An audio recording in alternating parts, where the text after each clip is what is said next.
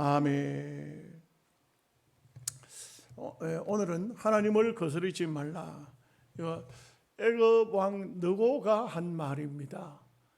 우리는 신앙에 교만이 들면 이런 생각합니다. 내가 하는 모든 일들은 하나님의 뜻이다. 자칫 잘못하면은 내 믿음이 남들보다 뛰어나다. 내만큼 기도하는 사람 어디 있느냐? 내만큼 믿음의 삶을 사는 사람이 어디 있느냐? 신앙의 교만입니다. 여러분, 신앙의 교만도 하나님 굉장히 싫어합니다. 하나님께서 욥을 향해서 책망하실 때, 내가 땅에 기초를 놓을 때 너가 어디 있었느냐? 내가 이 세상 만물을 지을 때 네가 어디 있었냐? 욥을 책망합니다. 욥이 물론 다른 사람들보다 상대적으로 볼 때 깨끗한 삶을 살았어요. 훌륭합니다. 그거는 자타가 공인합니다. 그러나 욥의 친구들은 욥을 막 공격했죠. 그럴 때 욥이 나는 죄가 없는 사람이다 하다가 이 죄를 부정 없다는 것을 말을 하다가 실수했어요. 무슨 실수했냐? 나는 원죄도 없다는 식으로 말을 한 겁니다. 나는 아무 죄가 없다. 태어날 때부터 깨끗하다. 이렇게만. 그러니까 하나님께서 욥을 향해서 책망하시는 것이죠. 여러분, 이것을 알아야 됩니다. 아무리 믿음이 좋은 사람일지라도 어떤 환경에 의해서 내가 신앙적인 교만을 가지게 되면 하나님 앞에 매를 맞을 수도 있습니다. 그렇기 때문에 우리는 남을, 사람들을 함부로 평가하는 그런 삶을 가지면 안 됩니다. 우리가 예수 믿는 사람이니까 당연히 안 믿는 사람보다 낫겠죠. 우리가 영적으로 말하면, 이 성경적으로 말하면 유다 백성이라 이겁니다.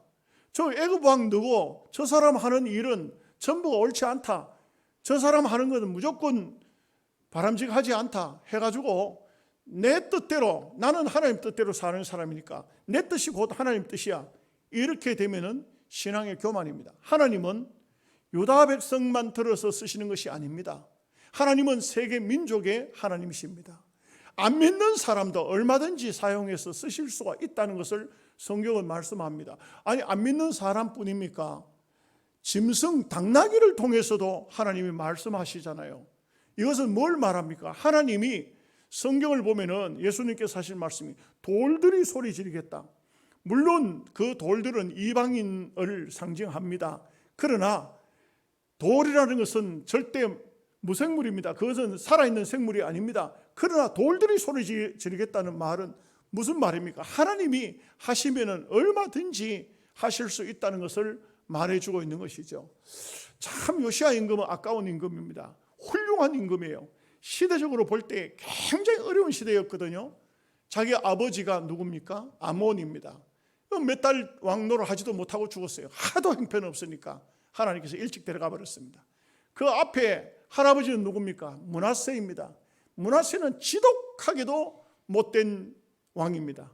물론 므낫세가 나중에 포로로 끌려갔다가 잠깐 회개했지만 므낫세 때문에 하나님은 더 이상 이 나라에 희망이 없다, 이 나라는 그냥 두지 않겠다. 이게 성경을 보면은 열왕기나 또 역대 이사야서나 이렇게 보면은 이 므낫세 때문에 나라가 결정적으로 하나님께서 멸망시키기로 작정하신 것을 알 수가 있어요. 그런 할아버지, 그런 아버지, 그 밑에, 그리고 또 여러분 보십시오. 이제 이 이후로 선한 임금이 안 나온다고 말했죠. 여호야김이라는 아들이 그거 형편없는 인간입니다. 그의 아들 여호야긴 더 형편없습니다.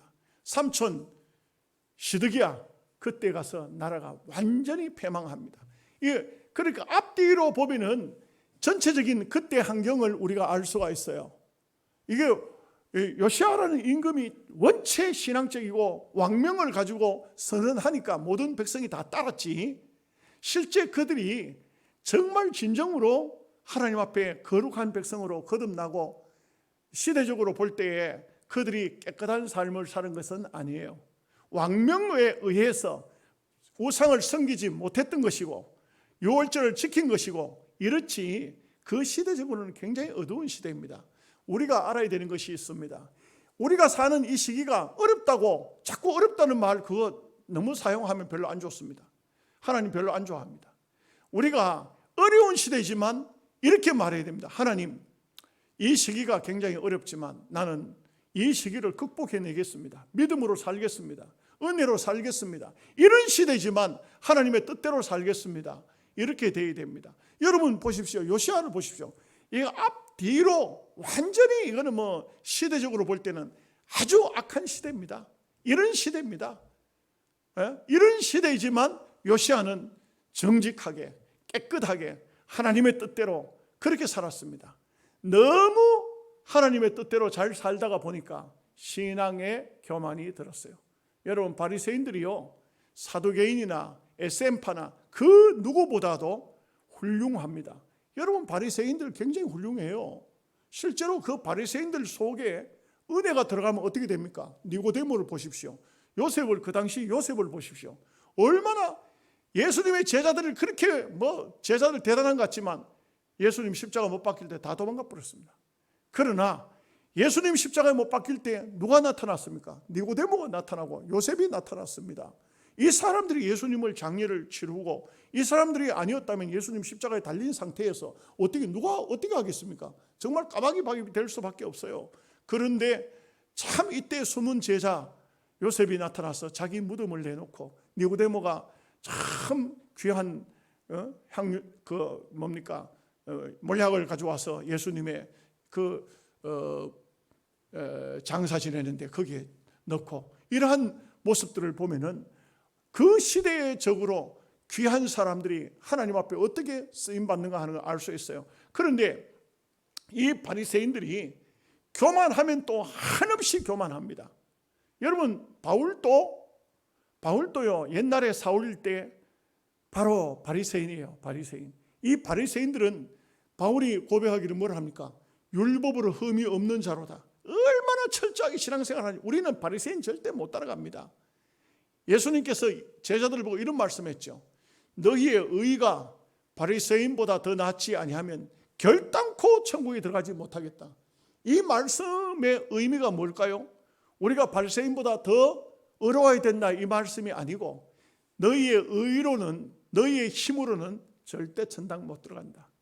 그러니 우리가 누구를 통해 들어가는 겁니까?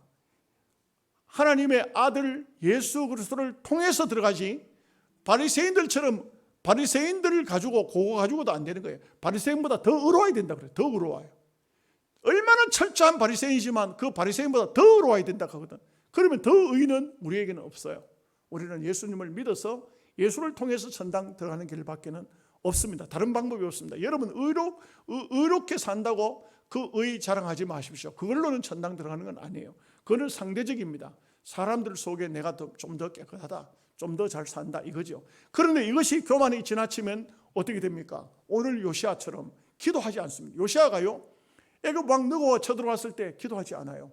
전혀 기도하지 않습니다. 여기서 실패가 있는 겁니다. 여러분 잘 될 때, 성공할 때, 그때 자칫 잘못하면 하나님이 나와 함께 하시고, 내가 하는 모든 일에 하나님 복 주시고, 하나님이 나와 함께 하시기 때문에 내가 하는 말이나 내가 하는 행동이나 전부 다 하나님 뜻이야. 여기 교만입니다. 우리는 잘 될 때도 무릎을 꿇고 엎드려서 하나님 기도해야 됩니다. 이게 과연 하나님 뜻이 맞습니까? 이렇게 해야 됩니다. 그렇지 않으면 신앙의 교만이 들 수 있습니다. 여러분 신앙의 교만 든 얘기는 제가 얘기를 하고 싶은 얘기가 많지만 시간상 생략합니다. 그런 분들이 들어 있어요. 막 남을 아주 저 사람 저 목사가 왜 저 모양이야, 장로가 왜 저 모양이야. 자기가 좀 깨끗하거든요. 그러니까 남을 함부로 평가하다가 그런 분들이 대부분 보면 한번 하나님께서 시험을 딱 줘버려요.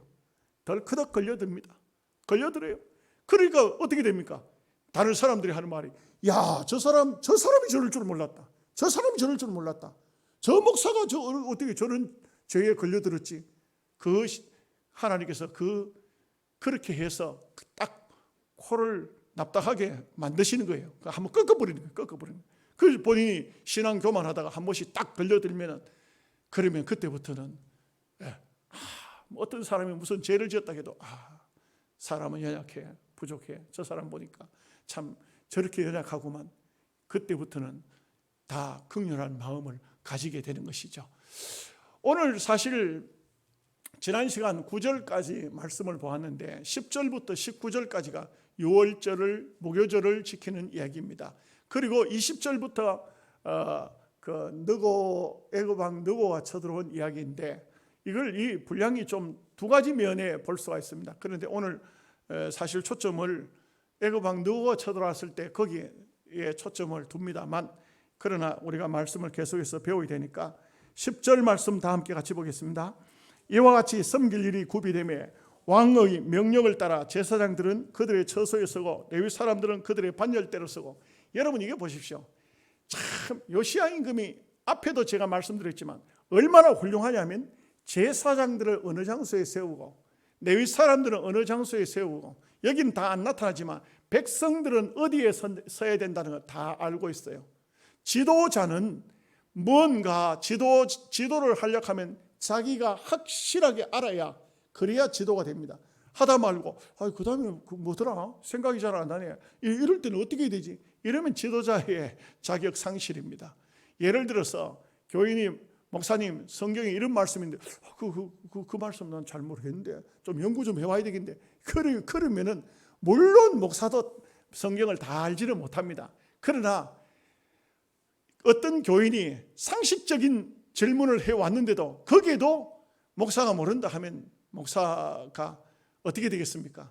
성경만큼은 다른 얘기가 아니잖아요. 성경만큼은 늘 성경을 보고 연구하고 또 어떤 문제가 될 만한 것은 익히 알고 있어야 되듯이, 여기 왕이 보면은 유월절을 지키겠다고 하면서 레위 사람들, 제사장들, 일반 백성들을 전부 딱딱 정리하는 것을 보면은 확실하게 모든 말씀을, 율법을 익히 알고 있었다. 제사장보다 더 많이 알고 있었다.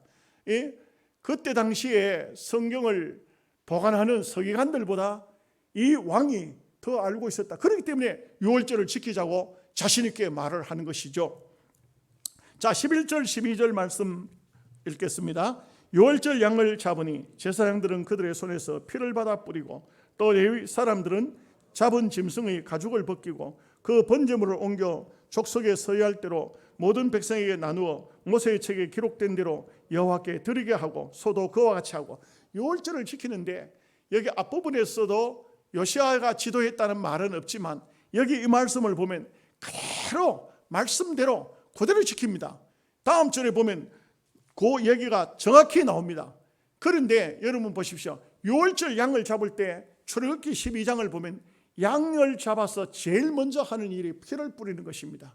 피를 바르는 거예요. 이것이 참 중요합니다. 우리가 영적으로 볼 때 예수님의 보혈 피를 안 믿는 사람은 구원의 백성이 아닙니다. 어떤 사람은 그래요.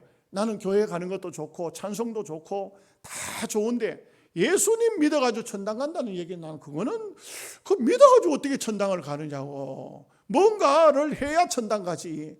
그걸 이해를 못하는 사람은 그걸 가지고 자꾸 꼽씹고 대씹고 나는 뭐 예수 믿어 천당 간다는 얘기는 나는 도무지 그거는 안 맞는 것 같아. 이런 사람은, 믿어지지 않는 사람은, 확신이 안 오는 사람은 구원받은 백성이 아니에요. 여러분, 유월절 양을 잡으면 그 양의 피를, 여기는 피를 뿌린다고 했지만은, 그러나 사실상은 문에다가 뿌릴 수도 있지만 바를 수도 있습니다. 출애굽기 12장을 보면 문설주와 문인방에 양의 피를 바르라 그랬어요. 이게 제일 유월절을 지키는 데서 첫 번째 단계예요. 피를 바르라. 그 다음에 13절 말씀 함께 보겠습니다. 이에 규례대로 유월절 양을 불에 굽고 나머지 성물은 솥과 가마와 냄비에 삶아 모든 백성에게 속히 분배하고. 여러분 여기에 참 중요한 것이 얼마나 성경을 연구했는지 유월절을 그대로 지킵니다. 양을 잡아서, 양은 삶으면 안 돼요. 출애굽기 12장에 보면 양의 고기는 구워서 먹으라고 그랬어요. 구워서 쓴나물과 무교병과 함께 먹으라고 그랬어요. 그런데 여기 보니까 유월절 양을 불에다 구웠다 그랬어요. 이것은 참 말씀대로, 말씀이 시키는데도 자칫 잘못하면 그 시대가 변했는데 그럴 필요 있나, 요즘은 요즘 시대에 맞춰가지고 살아야 되지, 이렇게 하는 것은 신앙을 변질시키는 것입니다. 그렇게 하면 안 됩니다. 우리는 말씀이 기록됐으면 옛날이나 지금이나 말씀은 그대로 말씀을 따라가야 돼요. 말씀대로 따라가는 겁니다. 말씀대로 따라가면은 어떤 데는 보고 저 사람 정말 너무 고리타분하네. 물론 고리타분하는 소리를 들을 수도 있습니다. 그러나 우리가 하나님의 법에 어긋나지 않고 거기서 하나님의 계명에 하나님의 법도에 벗어나지 않으면서 조금 더 유도리 있게 조금 더 이해를 할 수 있도록 하는 것은 그 사람의 역량입니다. 그렇지만 완전히 말씀을 떠나서 함부로 한다는 것은 안 됩니다. 우리 노회 원로 목사님 한 분이 사모님 세상을 떠나셔가지고 그래가지고는 또 다른 원로 목사님들이 모여서 중매를 해서 여자분이 한 분이 권사님 한 분을 이제 소개를 받았어요. 그래 받았는데 예배를 드리고 그 장소에서 그 목사님이 누가 부부가 됐다고 선언했대요. 그래서 내가 그 목사님 보고 그거는 아닙니다. 무슨 소리를 해도 은퇴 목사님들 다 모인 장소에서 예배 드리고 부부가 됐다고 그거는 부부가 된 게 아닙니다.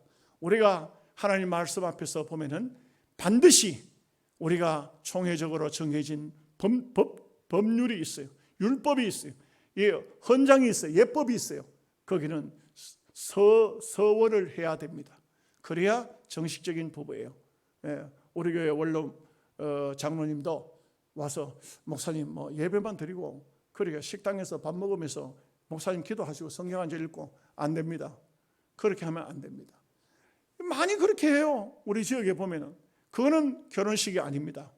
반드시 하나님 앞에 또 증민들 앞에서 서원을 해야 됩니다. 이것이 하나님의 말씀이고 법도입니다. 우리가 그렇습니다. 이 땅 위에 사는 동안 이제 나이 좀 먹었는데 대충 넘어가지. 그런 법은 없습니다. 그런 법 없습니다. 나이 먹었다고 그냥 넘어가는 것도 안 됩니다. 신앙생활 이제 다 돼 가는데 그 대충 하지. 그건 아닙니다. 우리 노예 어떤 목사님이 얼마나 웃기느냐면 학습도 안 받은 사람을 바로 세례를 주고 바로 집사를 시켰어요. 집사를 바로 시킨 거기서 끝나지 않고 그 사람을 이제 금방 세례 준 사람을 장립 집사를 만들겠다고 그렇게 해가지고 노예가 막 시끄러워진 적이 있어요. 그래서 내가 그분 보고 이거는 절대 안 된다 했더니 나를 그냥 안 두겠다고 또 그렇게 해요. 그래서 나중에는 이해가 되어가지고 문제가 다 취소하고 해결됐습니다만은 이게 참 기가 막힌 일이에요. 그 왜 그렇게 했냐 하니까 요즘에 학습 주고 그래 할 필요 있습니까? 바쁜 세상인데 바로 세례 줬부지 그거는 선교사들이 때로 그렇게 하기도 합니다. 선교지에서. 그러나 기성교회에서는 그렇게 하면은 안 됩니다. 하나님 말씀과 법도가 어긋나는 것이고 말씀의 기준하에서 총회의 법이 있기 때문에 그 법대로 지켜야 되는 것이죠. 14절 말씀을 보겠습니다. 그 후에 자기와 제사장들을 위하여 준비하니 이는 아론의 자손 제사장들이 번제와 기름을 저녁까지 드림으로 레위 사람들이 자기와 아론 자손 제사장들을 위하여 준비함이었더라. 여러분 여기 참 중요한 게 뭐냐면 이 제사장들이 백성을 위해서 봉사하느라고 저녁까지 아무것도 안 먹었어요. 온종일토록 양 잡고 제사하는데 얼마나 심혈을 기울였든지 저녁까지 아무것도 먹지 않았어요. 그러니까 레위 사람들이 이 제사장들을 위해서 자기들을 위해서 봉사한 이 사람들이 먹을 것을 준비해요. 이것을 보면은 얼마나 참 아름다운 모습인지 몰라요. 참 저는 한번 그런 분을 봤습니다. 실제로 어떤 분이요 그 부산에서 교육자 세미나에 오셨는데 나는 이름도 기억을 못해요. 또 그분 얼굴도 잘 기억이 안 납니다. 옛날이에요. 그런데 그분이 뭐라 하냐면 자기는 주일날 새벽부터 시작해서 저녁까지 설교를 7번 정도 한대요. 나는 그 기회에 남아있어요. 7번 정도 설교를 한대. 그런데 새벽 기도회 시간부터 시작해가지고 온종일토록 설교하면서 아무것도 음식을 먹지 않는데요. 7번 설교 다 끝나고 저녁 예배 다 마치면 그때 저녁을 먹는다는 거예요. 그때 밥을 먹는다는 거예요. 와, 나는요 1부 예배하고 2부 예배하잖아요. 1부 예배하고 난 다음에 그 다음에 2부 예배하려고 하니까 배가 꺼져가지고 설교를 못하겠어요. 지난 주일날 너무 힘들더라니까. 그래서 내가 집에 가면서 여보 1부 예배하고 2부 예배하는데 왜 이렇게 힘들지? 그랬더니 오늘 도마도를 갈아가지고 이만큼 담아가지고 줬어요. 그걸 한 잔 먹고 설교를 하니까 배가 나와가지고 괜찮더라고. 나는 배고프면 일 못해요. 예. 그 사람마다 다르겠지만 나는 그 목사님 보면서 이야, 속으로 그랬어요. 대단하다. 오로지 주의 백성들을 위해서 말씀 증거하는데 심혈을 기울이다 보니까 자기 육신적으로는 음식 하나 먹지 않고 새벽기도 시간부터 시작해서 온종일도록 설교를 7번 하면서, 여러분 설교요 쉬운 것 같아도 절대 쉽지 않습니다. 한번 해보실랍니까? 이거요 영적인 일이기 때문에 얼마나 신경 쓰이는지 아십니까? 토요일 밤이 제일 잠을 설치는 밤이에요. 잠을 잘 못 자요. 왜냐하면 하나님 백성들에게 말씀을 증거해야 되기 때문에 그렇죠. 그런데 여기 제사장들과 레위인들을 보면 하나님의 백성들을 위해서 봉사하다가 보니까 얼마큼 심혈을 기울이는지, 자기들이요 주의 일 하느라고 거기에 정신이 빠져서 온종일토록 아무것도 못 먹었어요. 그것을 준비해 줬다. 이 말씀을 보면은 이때 당시에 얼마나 정성스럽게 하나님 앞에 유월절을 지켰는가 하는 것을 알 수가 있어요. 15절 말씀 보겠습니다. 아삽의 자손 노래하는 자들은 다윗과 아삽과 헤만과 왕의 선견자 여두둔이 명령한 대로 자기 처소에 있고 문지기들은 각 문에 있고 그 직무에서 떠날 것이 없었으니 이는 그의 형제 레위 사람들이 그들을 위하여 준비하였습니다. 여러분, 이 말씀은 무슨 말씀이냐면 다윗 시대에 아주 유명한 사람이 있었는데 시편에도 그 아삽의 시가 나오고 헤만의 시가 나오지 않습니까? 이 아삽이나 헤만이나 특별히 여두둔은 또 노래하는 사람이면서도 하나님께서 계시를 주니까 선견자라고 이렇게 나옵니다. 이런 사람들이 옛날에 다윗 시대에 노래하는 사람들이었는데, 이 시대가 다윗 시대가 지나면서 세월이 흐르면서 왕들이 타락된 삶을 사니까 노래하는 사람이 없었잖아요. 그런데 이 사람들이 다시 노래하는 사람이 나타났어요. 그리고 이 노래하는 사람들이 시작하면 유월절 절기를 시작하는 그 순간부터 계속적으로 자기 자리에 서서 노래 불렀다는 거예요. 이 말씀의 의미가 뭔지 아십니까? 이 직분도 노래하는 사람들도 심혈을 기울여서 그 전에 아몬 시대에 므낫세 시대에 없던 그런 이런, 사실 그 위에는 히스기야 왕 아닙니까? 므낫세 위는 히스기야 시대도 없었어요. 이런 노래하는 사람들을 다시 뽑아가지고 하나님의 성전에서 제사장들이 유월절 절기를 시킨데 자기들은 하루 종일 찬양을 했다는 것입니다. 찬양하는 것이 사명이니까, 찬양하는 것이 하나님께서 자기에게 주어진 직분이니까 이 찬양을 했다. 말하자면은요, 한쪽에서 주의 일을 하는데 노래하는 사람들이 이 특송하듯이 한 곡 하고 끝나는 것이 아니고 종일 똑같이, 제사하는 사람들도 종일 주의 백성들을 위해서 봉사하고 노래하는 사람들도 종일 노래했다. 아멘 하십니까? 우리 찬양대원들은 딱 준비해가지고 한 곡만 하고 들어가잖아요. 근데 막 쉽게 말하면 여기서 예배하는 동안에 저쪽 한쪽 구석에서 아주 예배에 지장되지 않도록 종일 예배가 끝날 때까지 노래 불렀다. 뭐 이렇게 되겠죠. 참 이런 모습을 보면 어떻습니까? 주의 일을 하면서 전적으로 헌신되어져 있는 모습은 참으로 아름다운 모습이에요. 아주 복된 모습이라고 할 수가 있습니다. 16절 말씀 보겠습니다. 이와 같이 당일에 여호와를 섬길 일이 다 준비되며 요시야 왕의 명령대로 유월절을 지키며 번제를 여호와의 제단에 드렸으며, 여러분 유월절은 하루만 지킵니다. 유월절은 하루예요. 그리고 그 다음에 이어서 무교절을 일주일 동안 지키는 것입니다. 자, 17절 말씀 보겠습니다. 그때에 모인 이스라엘 자손이 유월절을 지키고 이어서 무교절을 7일 동안 지켰으니 그렇게 되죠. 유월절은 하루만 지키고, 구원받는 것은 구원받는데 오래 걸리지 않아요. 구원받는 것은 그날 핏부림을 당하면 바로 구원받은 백성이에요. 우리가 예수를 믿는데 아주 오랫동안 30년 50년 믿었으니까 구원받고, 교회에 들어온 지 하루 만에 그 사람은 천당 못 갈 것 같은데 오늘 처음 예수 믿어야 어떻게 천당 가겠나, 그런 것이 아니에요. 예수님을 믿는 순간, 예수님을 영접하는 순간 그 사람은 천국 백성입니다. 그와 같이 유월절은 하루만 지켜요. 그리고 그 유월절과 이어서 구원받은 백성으로서의 행위는 일주일 동안, 여기 일주일은 몸에 배이는 시간이에요. 일주일 정도, 뭐든지 일주일 정도 하면 몸에 배입니다. 그래서 이렇게 일주일 동안 지키도록 했다 하는 것입니다. 18절 19절 말씀입니다. 선지자 사무엘 이후로 이스라엘 가운데서 유월절을 이같이 지키지 못하였고 이스라엘 모든 왕들도 요시아가 제사장들과 레위 사람들과 모인 온 유다와 이스라엘 무리와 예루살렘 주민과 함께 지킨 것처럼 유월절을 지키지 못하였더라. 요시아가 왕위에 있은 지 18째 해에 이 유월절을 지켰더라. 그 요시아 임금이 참 귀하다. 여러분, 앞에서 히스기야 임금도 유월절과 무교절 지켰죠. 그런데 이 히스기야는 요시야 임금의 징조 할아버지가 되지 않습니까? 그런데도 이 히스기야도 참 유월절과 무교절을 잘 지켰는데 요시야처럼은 못했다. 요시야는 얼마나 참 말씀을 깊이 연구해가지고 얼마나 철저하게, 얼마나 아름답게 유월절을 지켰는가, 이런 훌륭한 임금이었다는 것을 성경은 증거해 주고 있습니다. 자, 이제 20절 말씀 보겠습니다.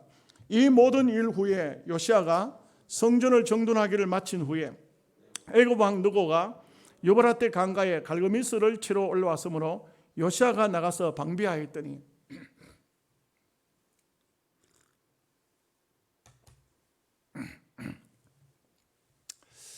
애굽 왕 느고는 결국 바로입니다. 바로 임금입니다. 이 바로라는 말은 왕조입니다. 왕조. 그리고 느고라는 말은 이름이에요. 이름. 모세 때도 바로가 있었죠.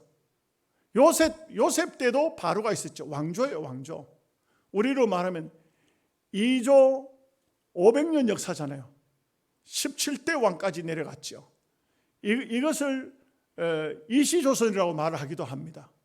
여러분, 우리가 쌀밥을 갖다 다른 말로 뭐라고 합니까? 이밥이라고 하죠. 이밥. 그런 소리 들어봤습니까? 왜 이밥이라면 이성계가 이밥 먹도록 해준다 해가지고 이성계 밥이라 해서 이밥이라고 하는 거예요. 그래서 조선시대를 그냥 조선이라 하기도 하지만 이시조선이라 하기도 하죠. 그래, 옛날에 이시조선 이시들 후손들이 많이 있잖아요. 이정규 장로님부터 시작해가지고 이재 목자님 다 옛날 같으면 아주 양반 중에 양반으로 들어가겠죠. 이제 느고하는 것은 이름이고, 사실 여기는 바로라는 말은 안 쓰고 왕이라는 말을 썼는데 바로 느고입니다. 바로 느고. 무슨 말인지 아시겠어요? 그래서 성경을 통해서 우리가 바로라는 이름이 나올 때 요도 바로고 저도 바로고, 그것은 왕조입니다. 왕조. 이 사람이 갈그미스라는 것을 나라를 치러 올라왔다 이 말이에요. 자, 21절 말씀 보겠습니다. 느고가 요시아에게 사신을 보내어 이르되 유다 왕이여, 내가 그대와 무슨 관계가 있느냐? 내가 오늘 그대를 치르는 것이 아니요 나와 더불어 싸우는 족속을 치르는 것이라. 하나님이 나에게 명령하사 속히 하라 하셨은즉 하나님이 나와 함께 계시니 그대는 하나님을 거스르지 말라. 그대를 멸하실까 하노라 하나. 여러분, 참 이상하죠. 유다인들이 하나님을 섬기는 백성이고 애굽의 신은 굉장히 많아요. 숫자가 어마어마하게 많습니다. 나일강도 심지어 신입니다. 그런데 이 애굽 왕 느고가 하나님의 이름을 부릅니다. 그 어떻게 하나님을 계시를 어떻게 받았는지. 그런데 애굽 왕 느고가 하는 말이 갈그미스를 치러 간다. 나는 그대하고는 상관이 없으니까 하나님의 뜻을 거역하지 말라. 하나님의 뜻을 거스르지 말라. 이렇게 말하고 있습니다. 여러분, 참 희한하죠. 유다 임금에게 하나님의 계시가 내려온 것이 아니고 애굽 왕에게 내려왔습니다. 그러니까 요시아의 생각에는 저 어쩌다가 하나님을 어떻게 알았는지 하나님 이름으로 이상한 말 하네. 이걸 믿음으로 받아들이지 않았어요. 그런데 앞서도 제가 말씀드렸지만 하나님은 얼마든지 이방인을 통해서도 역사하실 수 있다는 거예요. 지금은 유다 민족 가지고 갈그미스를 칠 수 없어요. 아주 안 됩니다. 지금 여기 앞부분에서 봤지만 유월절 절기를 지킬 때 유다 백성, 이스라엘 백성 한테 다 모였어요. 옛날에는 적대적 관계 아니었습니까? 나라가 다 망했어요. 이쪽도 망하고 저쪽도 망했어요. 그러니까 지금 이스라엘에는 왕이 없어요. 그러니 거기에 있는 백성들도, 유다 백성들도 함께 유월절과 무교절을 같이 지켰거든요. 그 군대도 없어요. 나라가 없어요. 지금 나라라고 하기가 어려울 정도예요. 그러니 하나님께서 애굽 왕에게 갈그미스를 심판하도록 하셨다는 거예요. 이 어떻게 계시를 받았는지는 거기에 대한 얘기는 안 나와요. 안 나오지만 내가 갈그미스를 치러 가는데 나를 막지 마라. 이거는 하나님 뜻이다. 하나님을 거스르지 말라. 이렇게 합니다. 이 정도 되면은 뭘 해야 되겠습니까? 어떻게 해야 되겠습니까? 반드시 기도해야 되죠. 기도해야 안 되겠습니까? 기도해야 될 텐데 오늘 말씀을 보면 기도했다는 말이 전혀 안 나와요. 아니면은 자기가 기도해서 응답받을 자신이 없으면 선지자를 찾아야 되지 않습니까? 이 뒤편을 보면 예레미야가 그 당시 그 주변에 살아 있어요. 요시야 죽고 난 다음에 예레미야가 애가를 지었다 이 말이에요. 그리고 또 앞에 여자 선지자 누굽니까? 예, 여자 선지자가 있었어요. 내 이름은 기억이 안 나네. 하도 이름도 우리 한국 이름 같아도 계속 나오면 이름은 잘 모르겠는데 이런 여자 선지자도 있었는데도 불구하고 그런데 선지자에게도 묻지도 않고 기도도 안 하고 그리고는 이 사람이 계속 자기들 군대를 가지고 애굽 군대를 막아내지를 못해요. 안 되는 거예요. 그런데 대부분 착각하는 게 뭔지 아십니까? 우리가 믿음의 사람이니까 하나님이 나와 함께 하시겠지. 하나님이 함께 하시면 실패 안 할 거야. 거기가 홈리와 비나스가 실수하게 되는 거며 벗개를 메고 전쟁터에 나가는 것, 그 실패를 하는 거예요. 절대 그렇지 않습니다. 하나님 뜻이 어디인지 그걸 찾아야 되지. 자, 22절 말씀 보겠습니다. 요시아가 몸을 돌이켜 떠나기를 싫어하고 오히려 변장하고 그와 싸우고자 하여 하나님에서 나온 누구의 말을 듣지 아니하고 무기또 골짜기에 이르러 싸울 때 이거 보십시오. 꼭 요거는 아주 교묘한 방법인데 변장했다. 요 똑같은 사람 하나 나오죠. 성경을 보면 누굽니까? 아합이 변장하고 이 성경에 보면 그런데 그게 하나님 앞에 죽을 짓이에요. 하나님 앞에 못된 짓이에요. 하나님께 하나님 뜻을 묻지 않고 자기 깨를 드러내는 거예요. 내가 뭔가 생각한 대로 하면 될 것이다. 이것이 바로 생명이 끝장이 나는 그렇게 믿음 좋은 사람이라도 한 번 실수, 한 번 교만한 마음 이게 끝장을 인생의 끝장이 나는 겁니다. 23절 말씀 보겠습니다. 활 쏘는 자가 요시야 왕을 쏜지라 왕이 그의 신하들에게 이르되 내가 중상하였으니 나를 도와 나가게 하라. 아합하고 똑같아요. 악한 자나 선한 자나 죽을 자리에 가면 죽습니다. 여러분 선한 사람도 악한 사람도 난로 뚜껑을 열고 손을 집어넣고 아무리 기도해도 거기에는 안 됩니다. 죽을 자리를 하나님께서 그 장소에 가지 않도록 이미 누구를 통해서 하나님 뜻이다 전해주는데 그러면 우리가 기도해봐야 안 되겠어요? 과연 하나님 당신의 뜻이 맞습니까? 기도하면 어떻게든 간에 응답이 올 텐데 기도하지 아니하고 선지자가 있잖아요. 선지자에게 물어보지도 않고 그리고 교묘한 방법으로 하나님이 나와 함께 하시겠지 하는 이런 생각으로 이런 잘못을, 이런 오판을, 이런 에러를 내는 것입니다. 우리는 이런 말씀 속에서 깊이 잘 깨달아야 됩니다. 때로 예수 믿지만 불신자에게 책망받을 수도 있습니다. 그럴 때 우리는 그때 하나님 앞에 기도하고 회개하는 마음을 가져야 돼요. 불신자라고 해서 감히 하나님의 종인 나를 이래가지고 대항하다 더 창피를 당할 수도 있습니다. 언제든지 우리는 하나님이 나와 함께 할수록 더 기도해야 된다 이 말씀입니다. 24절 말씀 보겠습니다. 그 부하들이 그를 병거에서 내리게 하고 그의 버금 병거에 태워 예루살렘에 이른 후에 그가 죽으니 그의 조상들의 묘실에 장사하니라. 온 유다와 예루살렘 사람들이 요시야를 슬퍼하고 유대 나라는 사람이 죽으면 바로 무덤으로 갖다 집어넣습니다.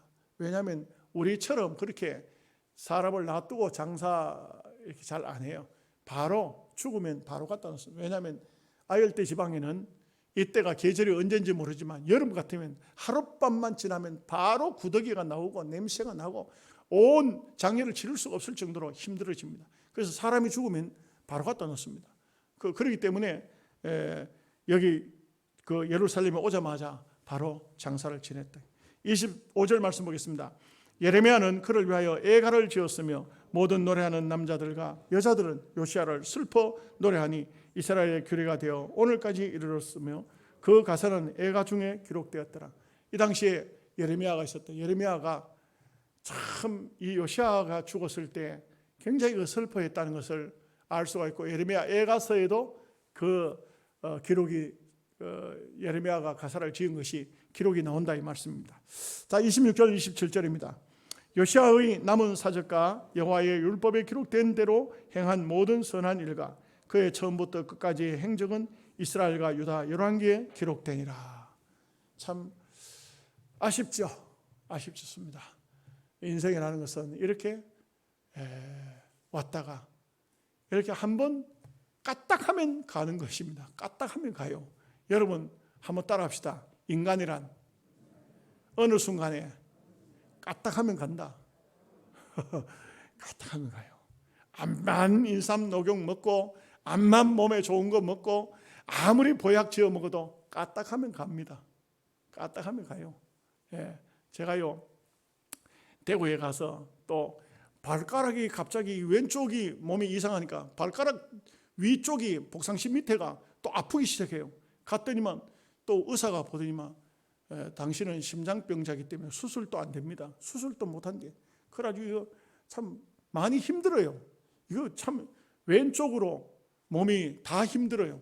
그래서 차츰차츰 제가 느끼기에 매일 기도하면서 느끼는 것이 매일 조금씩 좋아지고 있다. 제 스스로 생각에 하루에 1%씩 좋아지고 있다. 석 달 후면 완전해지겠다. 막 이런 마음에 믿음으로 그런 마음을 가집니다. 그런데 이가 막 아프기 시작하는 겁니다. 이가 막 아프기 시작해가지고 거울을 들다 보니까 내가 옛날에는 참 이가 좋다고 했는데 거울을 들다 보니까 이 막 내 생각이에요. 이가 이거 다 왕창 절단이 난 것 같아.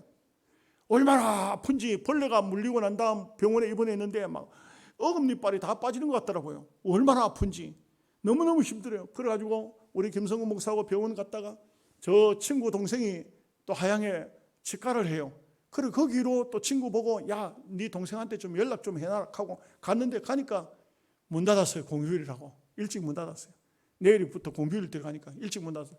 그러니까 막 공휴일 끝날 때까지 얼마나 아프고 힘든지 힘들다. 그래가지고 공휴일 딱 끝나자마자 병원을 갔어요. 병원을 가지고 어떻게 오셨습니까? 이빨 전체가 다 아픕니다. 다 여기도 썩고 저기도 썩고 이제 큰일 난 것 같습니다. 김성우 목사 뭐라 하냐면 목사님 그 하루 만에 치료가 안 됩니다. 신경을 죽이고 며칠 있다 가면은 그 치료하는데 애먹습니다. 그 속으로 얼마나 긴장이 되는지 이를 치료하는데 그렇게 아프다고 힘들다는데 그래 가지고 의사가 전체를 사진을 딱 찍었어요. 찍더니 하는 말이 딱 보더니 잇몸은 튼튼하고 양호합니다. 치석 제거 조금 하고 나면 아무 문제 없습니다. 그러니까 그만 안 아픈 거예요. 희한하대요. 지금도 찬물은 잘 먹기 힘들어요. 우리 권사님 따뜻한 물로 좀 떠놓으면 좋겠어요. 그래서 물을 안 먹는 이유가 이가 시려서. 그래서 조금 조심하면 될 것 같아요. 그거 참 희한하대요. 그렇게 아프던 것이 의사가 잇몸은 튼튼합니다. 나이에 비해서 양호합니다. 치석 제거만 하면 아주 이빨 쓸만합니다. 그래 그만 안 아프더라고요. 그만 안 아파요. 참 신기하다 싶은 게 우리 인생이라는 것은 세월이 흐르면 시간이 지나면 어쩔 수 없이 늙어져 가고 병들어져 갑니다. 또한 요시야처럼 아무리 젊다고 해도 건강하다 해도 한 번 생각 잘못하면 까딱하면 가버립니다. 그러니까 여러분 절대 건강 자랑도 하지 마시고 어느 순간 하늘나라에 갈지 모르니까 잘 준비된 삶을 살아서 하나님께 영광이 되시기를 주님의 이름으로 축복합니다.